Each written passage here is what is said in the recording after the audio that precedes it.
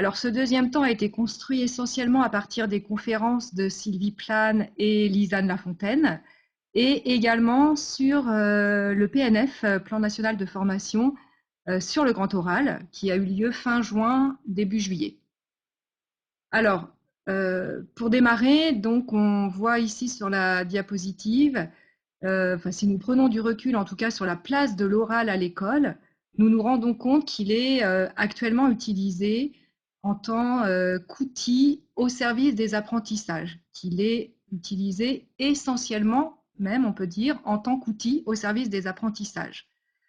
En effet, l'oral en tant qu'objet d'apprentissage, eh bien, c'est finalement cette épreuve du grand oral qui nous révèle que la formation à l'oral reste entièrement à mettre en place. Alors, nous, les enseignants, souvent, nous avons besoin de comprendre les mécanismes, notamment cognitifs, et donc ici de l'oral, pour, donc première chose, mieux adhérer à ce nouvel objectif de formation, qui ne relève pas directement de nos compétences disciplinaires et donc qui nous inquiète un peu. Et aussi, eh bien, pour identifier des leviers de formation. Voilà, quand on sait comment ça marche, eh bien, on sait mieux comment faire pour former.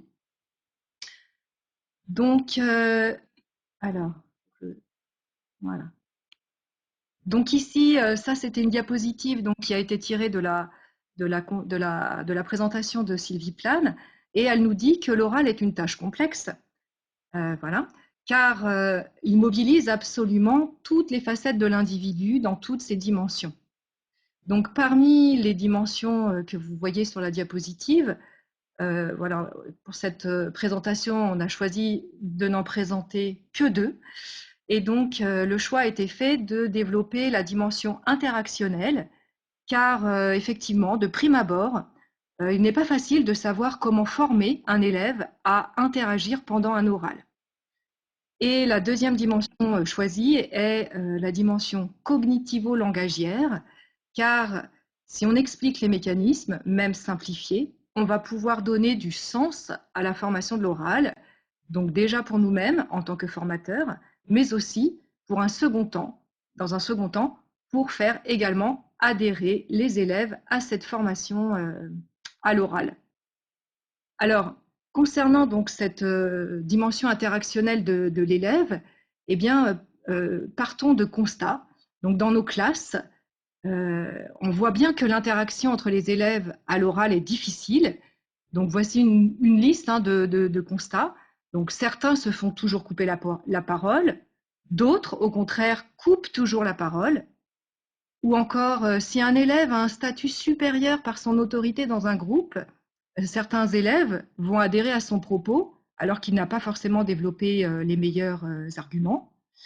Certains élèves également perdent leur point de vue et s'alignent systématiquement sur celui du dernier qui parle. Ou encore, on a d'autres élèves qui n'intègrent pas le point de vue des autres. Ils ont l'impression de discuter, mais en fait, ils exposent tous, s'ils sont deux, hein, par exemple, leurs propos en parallèle, sans finalement interagir, sans tenir compte donc du propos de l'autre. Sylvie Plane, donc voilà une série de constats, on peut en faire plein pour montrer qu'effectivement l'interaction voilà, n'est pas quelque chose qui est du tout maîtrisé par nos élèves, et nous-mêmes en tant qu'adultes, voilà, on peut aussi se retrouver. Donc Sylvie Plane nous dit aussi qu'interagir c'est difficile car il faut réussir à capter de multiples informations de la situation. Il faut se représenter notamment l'état de la compréhension de l'autre pour lui donner les éléments qui lui manquent. Il faut également s'ajuster dans l'instant selon les réactions des interlocuteurs, donc regarder son public. Donc là, par exemple, effectivement, en classe virtuelle, ça reste compliqué l'interaction, et ce moment-là de l'interaction nous échappe, et c'est pour cela que souvent on considère que c'est plus difficile eh bien, voilà, de faire cours en classe virtuelle. Alors, qu'est-ce qu'on en tire de ça? Donc, l'idée serait donc de décortiquer, entre guillemets, ce qui se joue lors d'une interaction pour identifier non seulement des objectifs de formation, donc là on voit qu'on a plein d'objectifs qui se dessinent par rapport au constat, par rapport à ce que nous dit Sylvie Plane, mais encore parmi ces objectifs, ceux qui seraient enseignables. Donc effectivement, il faudra trouver la dimension enseignable voilà, de certains de ces objectifs de formation qui peuvent apparaître. Par exemple, on pourrait donner une priorité pour l'interaction à l'écoute, qui semble capitale dans une interaction, et peut-être que voilà, en cherchant un peu, on arriverait à trouver des scénarios pédagogiques de l'écoute, pour travailler à l'écoute. Alors, donc voilà une première chose sur la dimension interactionnelle. Donc, la deuxième dimension choisie, c'était donc dimension cognitivo-langagière. Donc, d'abord, dimension cognitive de l'oral. Donc, l'idée, c'est bien que pour que l'élève entre dans les apprentissages de l'oral, il faudrait lui présenter la complexité des processus mobilisés pour, par exemple, verbaliser une pensée. Alors, Sylvie Plane nous dit que les processus donc, sont extrêmement complexes. Preuve en est qu'on n'arrive pas à les reproduire par des machines, car pour traiter du langage, on met en œuvre quantité de processus qui sollicitent plusieurs niveaux de mémoire, plusieurs aires cérébrales. Alors, finalement, que se joue-t-il lorsqu'on veut verbaliser une pensée? Et là, on distingue un enchaînement de sous-tâches qui ont lieu quasi simultanément. Donc, concevoir le message, ce qui sous-entend d'avoir en tête une représentation de ce qu'on veut dire. Ensuite, formuler ce message, donc choisir le langage pour l'exprimer, en choisissant le registre, en mobilisant les connaissances pertinentes, par exemple, entre autres, sûrement. Articuler, donc faire fonctionner l'appareil buccal pour le dire. En même temps, se déroulent des boucles de correction de ce qui vient d'être dit.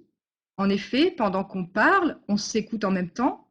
On est donc l'auditeur et le correcteur de ses propres paroles dans l'instant. Et enfin, il faut préparer la pensée suivante. Donc, une fois qu'on a présenté ça, eh bien, on se dit effectivement que d'être formé, ça peut être utile. Et donc, il va falloir, nous, en tant que formateurs, peut-être réussir progressivement à faire passer un maximum de ces sous-tâches de l'oral en automatisme.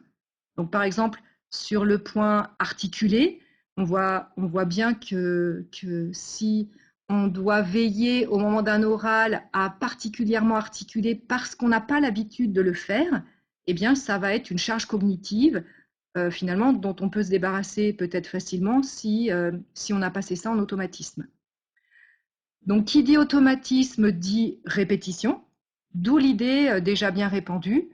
En fait, on entend parler dans les salles de classe de multiplier les rituels dans les salles de profs, dans les salles des profs, pardon, voilà. Donc, déjà bien répandu de multiplier les rituels de l'oral au sein des équipes pédagogiques. Donc, à voir ce que seront ces rituels de l'oral. Donc, lesquels sont efficaces, quel prof pourrait mettre quel rituel en place. Donc, tout ça, c'est des interrogations pour l'instant, c'est que des pistes ici qu'on peut évoquer.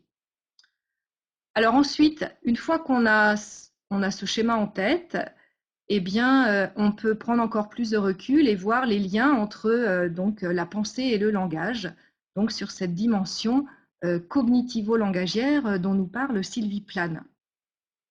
Alors, que nous dit-elle? Elle nous dit que parce que nous ne connaissons pas forcément assez les dimensions cognitivo-langagières, nous sous-exploitons l'oral en tant qu'outil d'apprentissage. Et donc, elle nous explique pourquoi en évoquant deux grands principes, disons, d'apprentissage impliquant l'oral. Donc, le premier est que la pensée précède le langage, et le second, à l'inverse, que le langage aide à construire la pensée. Alors, qu'est-ce qu'on tire de ça finalement?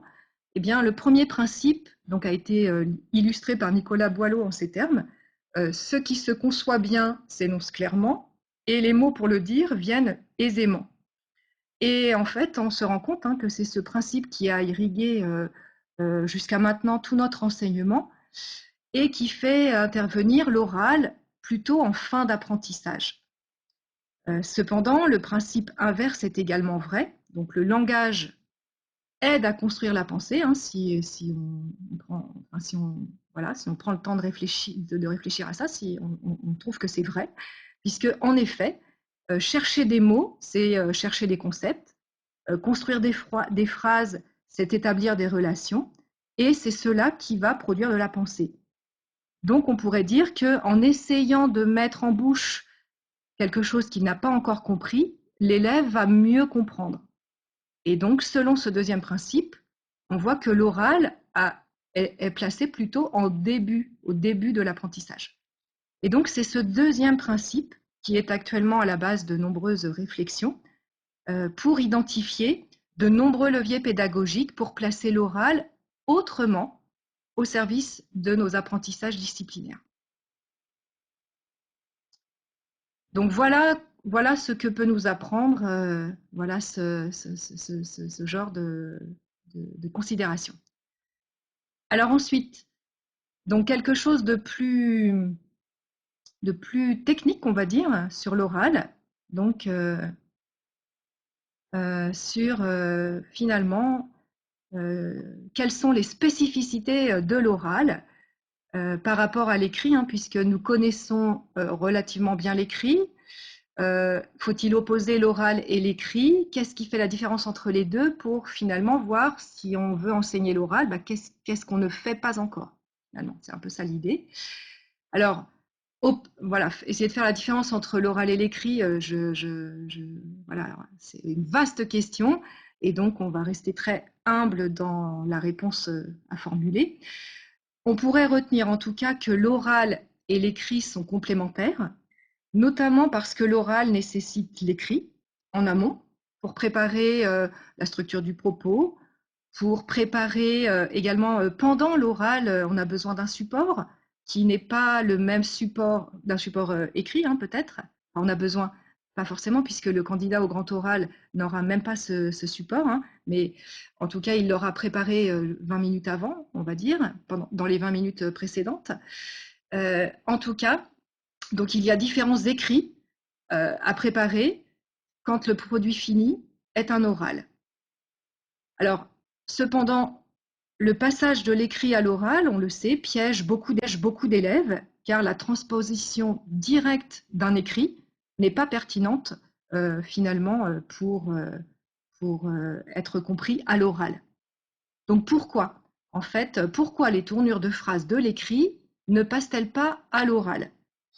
Et donc là, on arrive sur les dimensions linguistiques de l'oral, enfin, les différences hein, entre l'oral et l'écrit, finalement, sur les dimensions linguistiques, c'est-à-dire la grammaire, notamment. Voilà. Donc assez souvent, on considère que l'oral est moins soigné que l'écrit, et c'est pour cela que l'on pense avoir besoin d'être moins formé à l'oral qu'à l'écrit. Mais en réalité, les dimensions linguistiques de l'oral et de l'écrit sont juste différentes. Alors voici quelques éléments sur ces dimensions linguistiques de l'oral. Donc, éviter d'avoir des formes verbales compliquées. Plus on présente à l'auditeur en fait des formes simples, mieux il comprend et plus on va être clair. Structurer son propos en groupe informationnel pour faciliter justement la mémorisation de son discours. Les éléments également comme le ton, le débit, les pauses font partie intégrante de cette dimension linguistique de l'oral. Sylvie Plane fait aussi une petite parenthèse très intéressante sur les ratés de l'oral, les les reprises, les hésitations, les reformulations, les lapsus aussi. Elle les présente en fait comme autant d'indicateurs forts pour que l'interlocuteur s'approprie mieux le propos, mieux le contexte et mieux également le degré de maîtrise de l'orateur en lui-même. En effet, une hésitation, par exemple, va lui indiquer que cette partie du propos est plus complexe et peut-être pas encore totalement maîtrisée par l'orateur. Une reformulation signe peut-être que l'orateur vient de faire fonctionner une boucle de correction pour préciser sa pensée. Donc, du point de vue, nous, de la formation, par exemple, ça nous apprend qu'effectivement, on ne va pas forcément chercher à éliminer tous les ratés de l'oral.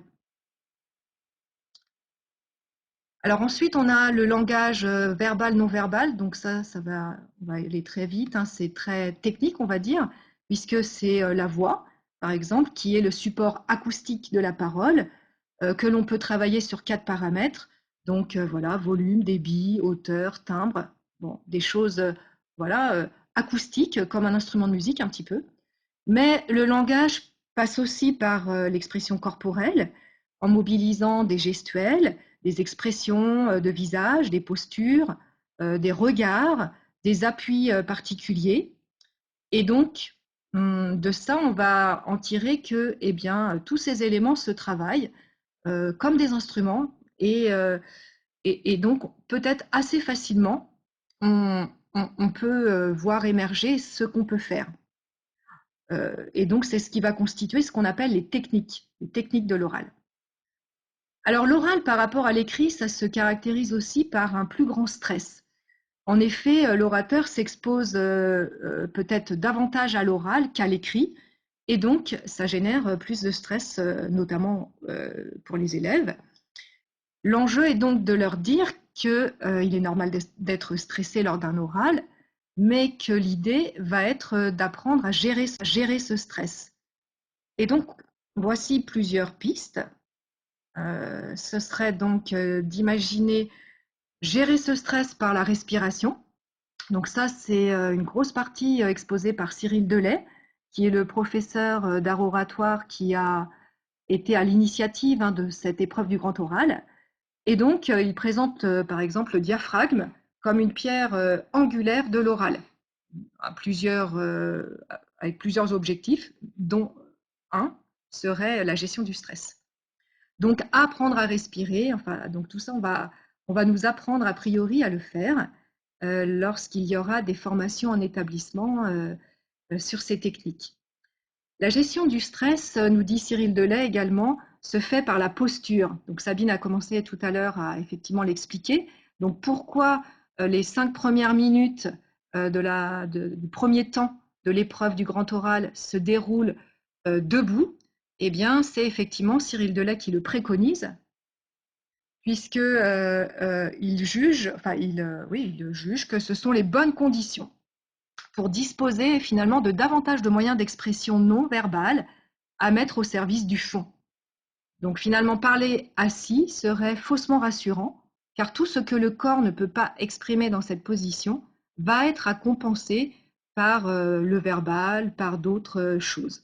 Voilà. Donc on perd en fait, on perd en degré de communication, en degré plutôt d'expression, si on est assis.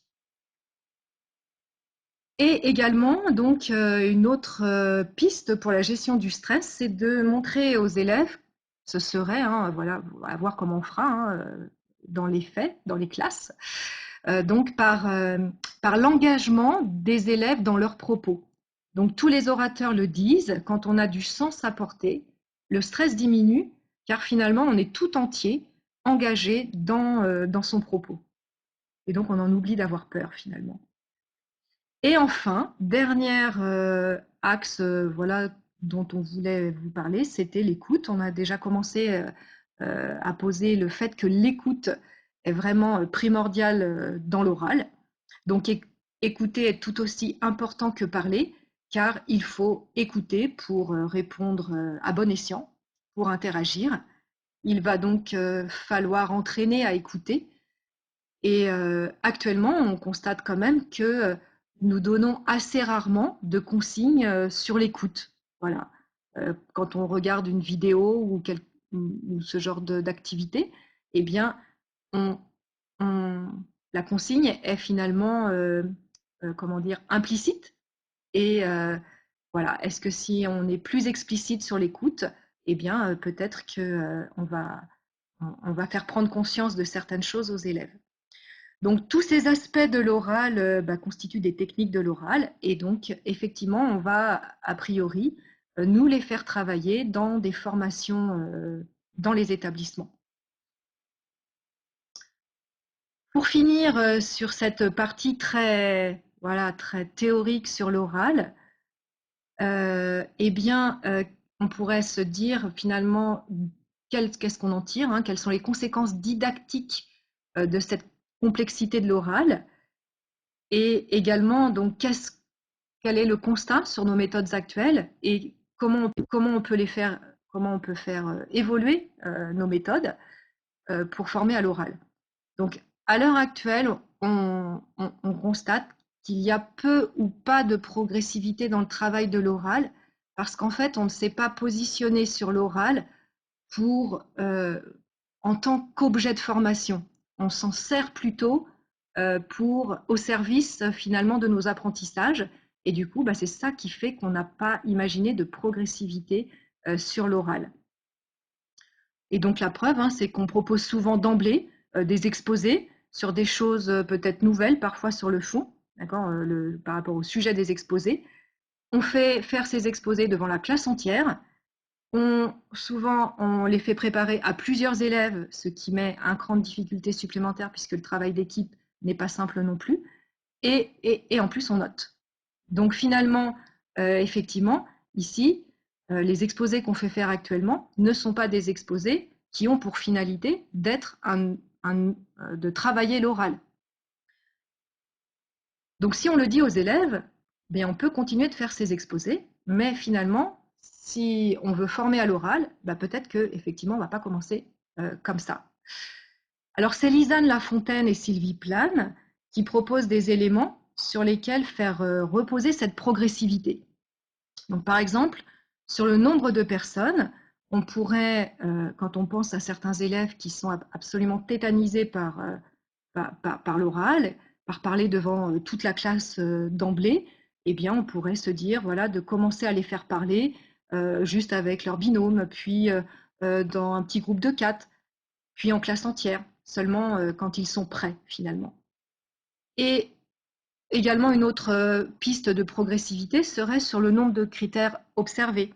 On pourrait annoncer aux élèves que, voilà, pour cette présentation, on va surtout regarder la posture ou l'articulation ou voilà, tel autre objectif de formation. Voilà, donc en précisant, on fait baisser aussi le stress puisque l'élève sait exactement comment se préparer. Donc l'idée serait bien de commencer à former aux techniques de l'oral le plus tôt possible dans la scolarité de l'élève pour que progressivement ces techniques deviennent des automatismes afin que nous, en terminale ou en première terminale, on puisse accentuer la formation sur plutôt l'articulation de la forme au service du fond. Voilà, donc pour cette année, on est d'accord que ça va être compliqué, puisque effectivement l'enseignement des techniques de l'oral n'a pas été fait en amont, mais voilà, cette année et les quelques années à venir sont à mettre à part par rapport peut-être à un fonctionnement un peu plus à un peu plus long terme. Le deuxième constat de Lisanne Lafontaine est que l'on enseigne un oral par consigne. Alors qu'est-ce que cela signifie ? À l'heure actuelle, quand l'exposé est terminé, nos commentaires préconisent de parler plus fort, varier le ton, de regarder un peu mieux le public, par exemple. Donc ce type d'enseignement de l'oral est qualifié par Lisanne Lafontaine d'un enseignement de l'oral par consigne. Donc selon elle, effectivement, si on demande à un élève de parler plus fort, alors il faut lui enseigner comment parler plus fort. Et donc, elle propose un scénario pédagogique uniquement pour travailler ce point. C'est ce qu'elle appelle en tout cas des ateliers hors contexte. Donc, car on y travaille en fait que la forme de l'oral déracinée de tout contexte de fond. Donc, ces consignes de l'oral qu'on a tendance à donner intuitivement, voilà, deviennent donc des objectifs de formation de l'oral. Alors finalement, que peut-on retenir encore pour donner un cadre pour travailler l'oral avec les élèves? Donc, on constate que la prise de parole expose l'orateur. Alors, il faut sécuriser le cadre. Donc, par exemple, l'absence de notation de l'oral pendant la formation permettrait, par exemple, de rester dans ce périmètre sécuritaire. Donc, pour que l'élève soit en confiance quand il apprend à verbaliser, quand il apprend à parler. Une autre piste serait de donner des modèles. Donc ça, c'est Lisanne également Lafontaine qui préconise de repérer les codes de l'oral dans diverses situations. Donc en identifiant comment des spécialistes de l'oral, comme des journalistes, des présentateurs radio, etc., réussissent à tenir notre attention, à avoir une accroche, comment ils terminent leur prise de parole. Donc selon notre objectif de formation, voilà, on peut écouter et s'inspirer de modèles. Instaurer des rituels de l'oral également, donc on en a parlé, donc le but étant de passer progressivement des sous-tâches de l'oral en automatisme. Également, Lisanne Lafontaine nous préconise de passer des situations, de repérer des situations qui auraient vraiment besoin de l'oral. Car selon elle, les scénarios pédagogiques les plus puissants sont ceux qui s'inscrivent dans des situations authentiques. Donc voilà, de créer ou de repérer des situations où l'oral est absolument nécessaire et donc ce besoin vrai va faire que l'efficacité de la formation va être plus forte. Et enfin, l'oral est transversal, bien sûr, à toutes les disciplines. Et donc, son enseignement est l'affaire de toute l'équipe pédagogique. Comment se répartir la formation à l'oral? Donc, ça, c'est une question donc, à se poser en équipe. Donc, pour conclure sur cette partie, eh bien, je dirais que les champs de formation à l'oral, le champ de formation à l'oral est donc immense, tellement vaste qu'effectivement, on en a un peu le vertige. Cependant, à écouter nos élèves, on comprend bien que l'enjeu est réel.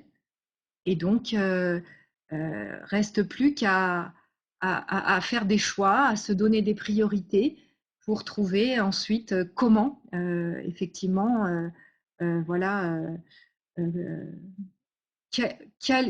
lesquels de ces objectifs va-t-on choisir, comment va-t-on mettre en œuvre, quand, parce qu'effectivement nos programmes sont quand même bien chargés, qui, puisqu'on veut impliquer tout le monde, mais finalement, voilà, comment faire. Et donc ça, c'est Sabine, peut-être, voilà, à qui je laisse la parole maintenant, qui va présenter quelques pistes